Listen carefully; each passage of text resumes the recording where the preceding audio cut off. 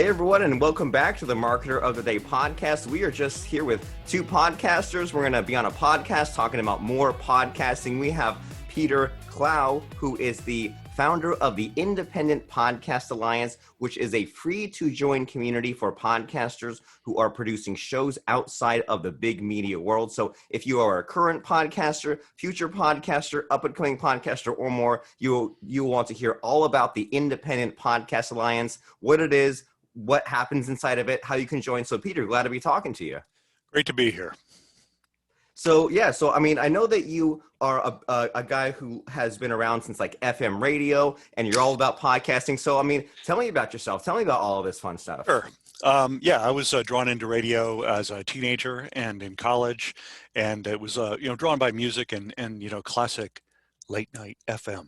Here's Spooky Tooth kind of radio, and after that, migrated into commercial radio, where I eventually got into sales roles and sales management roles. And in the 90s, as radio was consolidating, the internet was exploding, I made a big leap. And I remember at one point I was on a job interview, and they said, describe your ideal job. And I said, I'd like to host a radio show from my house where I would have control and would be able to sell the ads and sponsorships and do all that. And it only took about, I don't know, what would that be, about 28 years.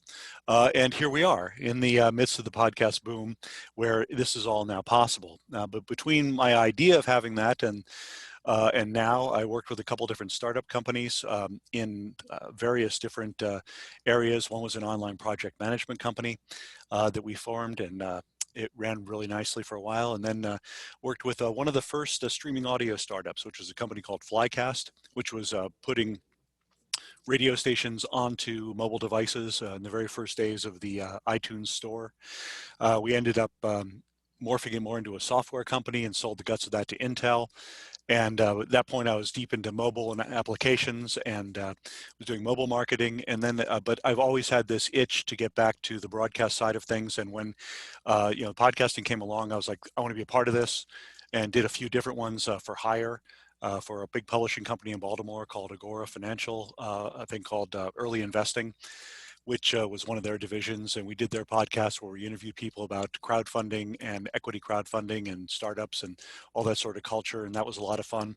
Did one for the Baltimore City paper for a while. And then last year, I was starting to build actually a podcast advertising network for people who are small podcasters who would have no way of getting advertisers for themselves. And as I was doing this, it became clear that these people with dozens or hundreds of listens needed more than $8 worth of advertising, which is about what they would have gotten. And I decided I'm going to form this alliance where we can all help each other to grow, improve, and ultimately monetize our podcasts in whatever way. And advertising is just one of the many ways you can do it. So we started that, and we've now grown to over 1,000 members. It increases every day. And we are providing them with community. We have a private community. Once you sign up for free at podcastalliance.org, you get an email which directs you to the private social network, which is kind of like a Facebook group without Facebook getting in the way, and something which we license from a great company called Mighty Networks. If you're building a community, check out Mighty Networks. I'm not getting paid for that announcement. And we've been able to bring people together as guests on each other's podcasts, doing a lot of cross-marketing, and we're now starting to offer some additional services to them from our other side of the alliance, which is an alliance with other sorts of providers who can help podcasters to achieve their goals. Well, fantastic. Well, something that I kind of heard in all that you mentioned is like the something I think about quite a bit, which is like picking up skills way back when, like skills that you learned from your radioing or working for the streaming company, or even some of the like marketing, salesmanship sorts of things, even like from Agora, and like figuring it out from this job or this lifetime or this career, and then using it again in a new unexpected way sometime later. And like I hear about that all the time, especially with podcasters. Some of them were radio DJs, but then guess what? Radio sort of went away, or some were, voice actors or comedians and things like that. And it's like podcasting is this way for them to kind of scratch that itch and to get back to the initial fun phase of right. I want to be the radio DJ, but I also somehow want to get paid to that. And so that's kind of what I'm hearing from a lot of your interest there. It's like picking up some of these skills and then using them again later on. And so something that like comes to mind, like with us talking here is like, at least for me, like a lot of the podcasting is kind of like a love-hate sort of situation where like sometimes I think like, oh, I have to show up to another podcast, have to get out of bed and be on camera. But then once I'm into it, it's fun. And I'm sure that in your alliance, you see a lot of that, people who are like shy or nervous about getting their podcast even going. There's a lot of like love, hate kind of resentment, at least I imagine. Am I on the right track here about how it's like, it's fun once you do it, but then there's a lot of reasons why people don't make their podcast what it should be? Sure. I divide podcasters into basically there's four categories. You have the 1%, which are the ones that everybody's heard of. Your Joe Rogans, the Gimlet shows, the things that Spotify's doing. I mean, Michelle Obama, Hillary Clinton, all these ones that are going to get a large audience because of who they are. And also the ones that are part of NPR or one of the major media companies like the New York Times, where they have a built-in promotion mechanism, which is just enormous. That's 1%. That leaves a lot more. You have a large chunk, which are people who are hobbyists. It's a couple guys that get together, they drink some craft beer, they talk about what they like, what they don't like. There are tons of live action role play, Dungeons and Dragons podcasts. There's a million true crime podcasts where people are trying to, break through. And sometimes that's a hobby. But some within that, there are some people who are better at it, who actually are putting some money into it, some real effort. And those are people that I categorize as media aspirants. They want to build an audience which is big enough so the audience can sustain them as a media entity. And then we have the one that I'm most focused on, which is the business enhancing podcaster.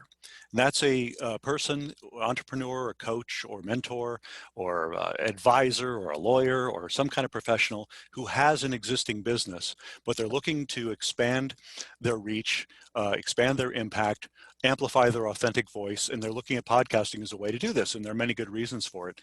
And with those people, you don't need a huge audience in order to make a profit, because what you're doing is you're letting people know what you're all about, and what you give them for free is just a sample. It's just a taste. And it's like, if I'm giving you this advice for free on my podcast, imagine what I can do for you if you sign up for my program, consulting, whatever it may be, or check out our startup company, whatever that is. And that's the area where people sometimes they need a push, because the idea is that this is going to take a lot of time. I don't know how to do this. And frankly, it's pretty easy to record on a computer. And most professionals can carve out some time to think about what they're going to do. And many of these people have content that they've done elsewhere. They're either speakers, they've done a webinar, they've written an ebook. They've got stuff that they can repurpose very nicely for a podcast. Or they can have guests, and the guest does the work, by filling in the things, and you're asking them questions.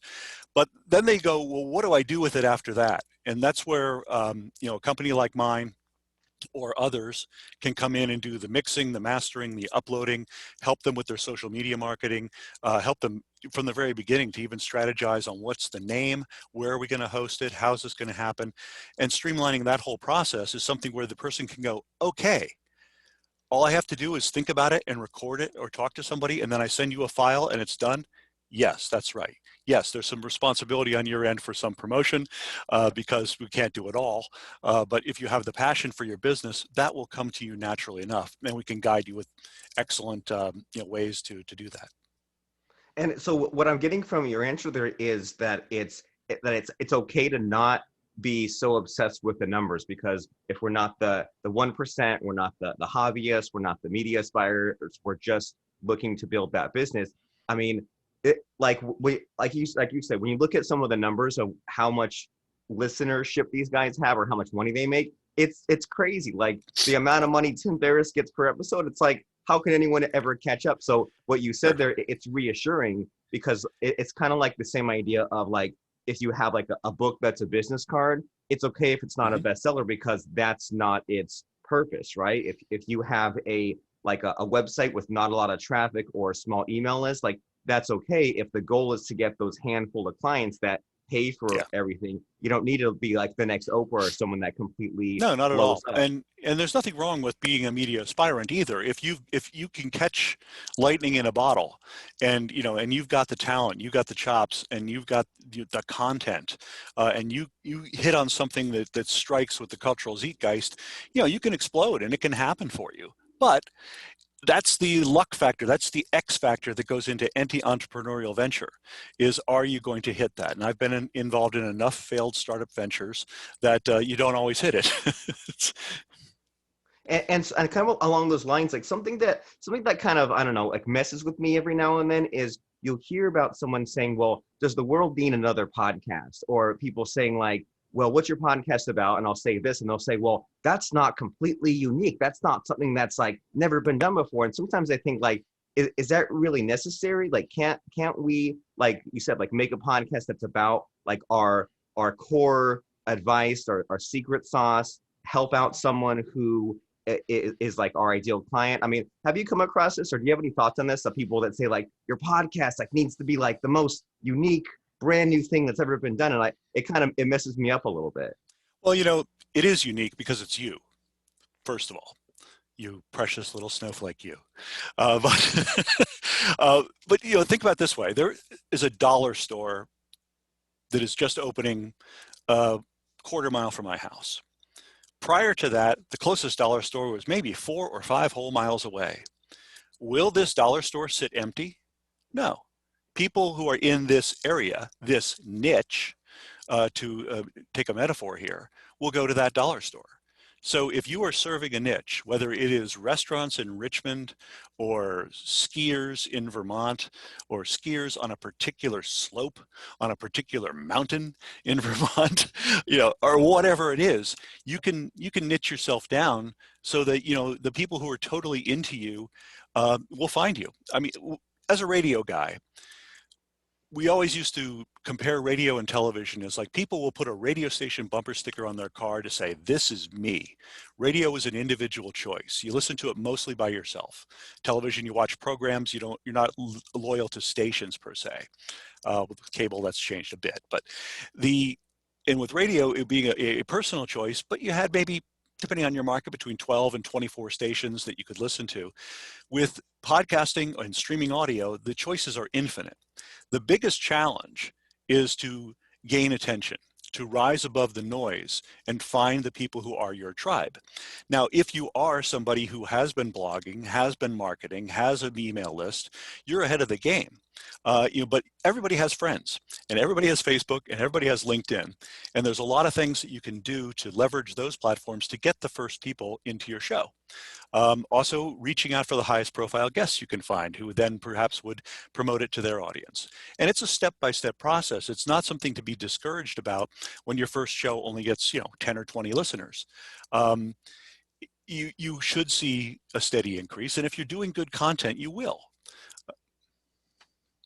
Oh, okay. And I mean, you always hear about that whole that statistic about like the average podcast dies after 6 episodes. And so I imagine to solve that problem, to like continue putting out the content, as you're saying, I imagine that a community like yours, where you have everyone kind of lifting everyone else up, can really help with that. And like my imagination is already kind of going wild with like the different things that I imagine happen sometimes in this group, like getting unstuck about advice, or hooking up like a podcast like creator with an editor. But I imagine that like there's some even cooler story. And another thing that is probably cool is that people can kind of get their feet wet and like try each other out, and like have this kind of these non-scary guests because everyone knows each other. But I imagine that you have some interesting stories about some of these people who have gotten further with their podcasts than they would without your community. So can you share something like that? Anything come to mind?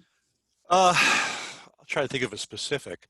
I know that within the community, there's been a real increase in the amount of Twitter retweeting and tagging that's going on, and people who are really just appreciating each other, and swapping listen for listen, review for review, that kind of stuff. So there is a lot of that goes on. Sorry, at the as far as have I heard a really great story that would make great radio? No, don't have one. Don't have one. But they're out there. The other thing which I was going to say about the alliance is it really, like anything, you get out of it what you put into it. The people who are active on the messaging social network will get more out of it than somebody who just signs up, sees my emails come to them every week or so, and doesn't read it. So that's that's what it comes down to. Okay, fair enough. So participate whenever there's a chance to, to promote your podcast somewhere or get a guest or be somewhere, then jump at that chance. And so as far as like, you dealing with all these people that are creating their podcast, do you ever see something like going wrong again and again? Do you see like a big podcast mistake that just, it's so commonplace and so easy to fix, and you need to get it off your chest? You say, everyone podcasting, stop doing this. Anything come to mind? There are a bunch of podcast cliches which need to go away. I think first and foremost is being a stickler for audio quality. If you are two guys or three people sitting around one laptop microphone and you're posting it to Anchor, you're not a professional. You're not going to catch lightning in a bottle. It's not going to happen. You've got to invest a little bit in not only buying a microphone, but understanding how to talk on a microphone. You don't talk like this like you're David Lee Roth. You talk across it. I mean, simple stuff. And anybody can learn this. There's a million online tutorials. There's all sorts of things you can find. But so many people just, they ignore it. They just open it up. And along these lines is the idea of, I want it to be raw and authentic. That's why we don't edit. That's why we don't rehearse. Well, most improv can use a rewrite, and we all need editors. Said before, we're all overwhelmed by the amount of choices we have, and the fewer things that you have that turn people off, the more accessible you're going to be. The cliches about don't forget to read, review and rate our podcast. That's important stuff. It should be in there. You should ask people to subscribe. Just don't be a bore about it. I think that the mistakes that people make also are being a little over ambitious about how often they're going to release an episode. Weekly is sort of accepted as kind of the standard in a way, but there's nothing wrong with doing one every 2 weeks if you don't feel you have the time to put it out there, because if people subscribe, they'll see it in your feed. If you're going to commit to a week, you commit to a week. Once a week. You will see how fast weeks come around like you've never seen before. But that's why it's also good when you're starting out to have 4 to 6 episodes already recorded before you actually post them up and launch. One, you'll get better before you even put it out there. You'll listen to the first one after you've done your fourth and go, maybe I could do that better. You might release the fourth one first.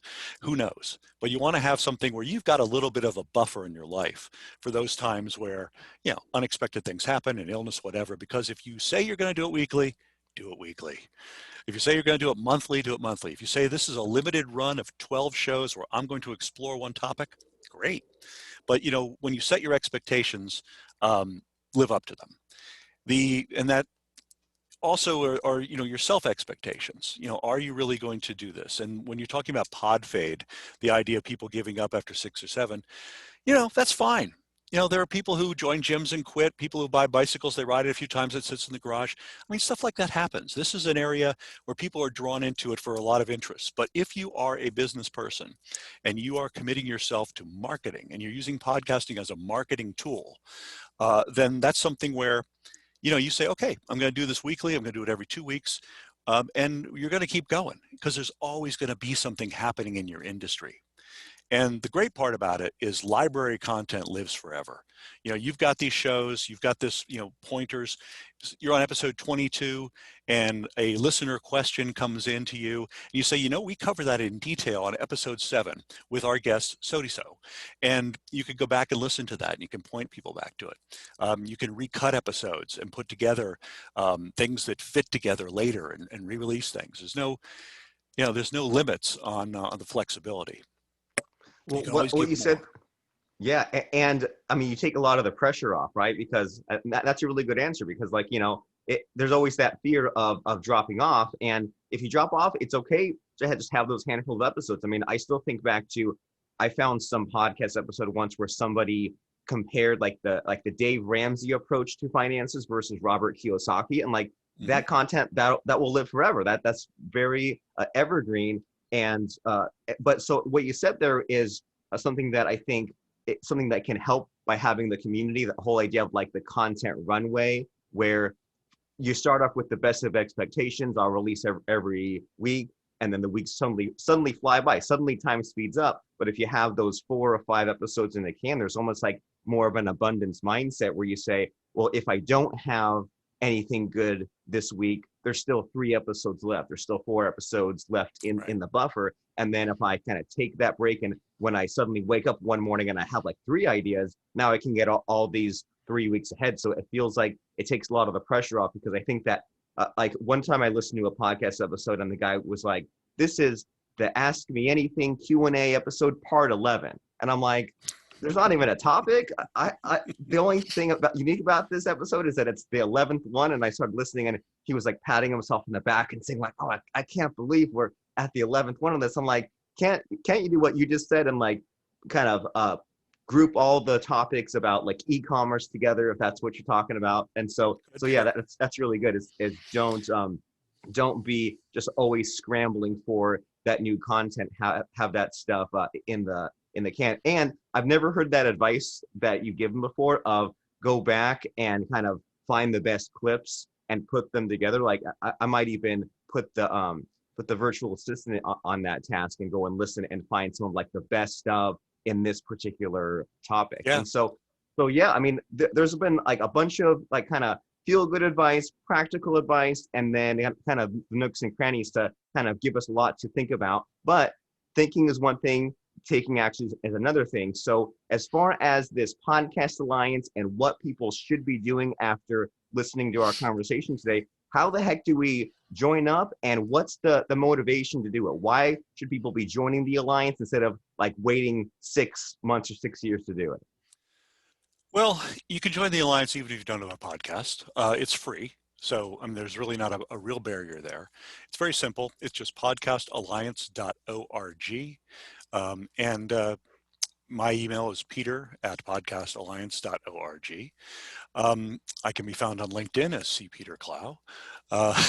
And you know, if anybody's looking to speak with me about it, joining the Alliance is a great thing to do. It's, as I said, it's free, and you bring to it, you know, yourself and your energy, and you interact with others in the private network, and you'll go far. Or even if you just are opening up the emails that I send out, which are often promotional opportunities, various alliances that we've come up with other people to help our podcast members. And you know, it can benefit you right there, right out of the gate.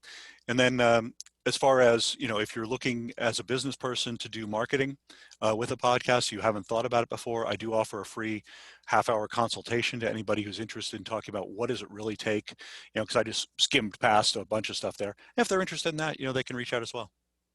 Well, fantastic. That is peter@podcastalliance.org, and then podcastalliance.org is the place to sign up. And what comes to mind for some reason when you're explaining this is that whole, I don't know if it's a saying or if it's not, but basically, if you're thinking about going to college and it's overwhelming, just get the catalog for the college and flip through there it. you go. If you're thinking about buying a Ferrari and you have all these choices, just get the catalog for the Ferrari. So what comes to mind when, because like you said, like there's a million decisions to be made and a million things to figure out. That's okay. That's all for the future. The very first step that should be done right now, even while everyone's still watching and listening to the show, go to podcastalliance.org, have it in your phone, have it on your browser tab, but go to podcastalliance.org and sign up, and then take the next step from there. But at least this way, you will be getting those emails from Peter. And at least this way, even if you won't be ready for the next 2 or 3 weeks, or maybe you have a bad taste in your mouth about podcasting because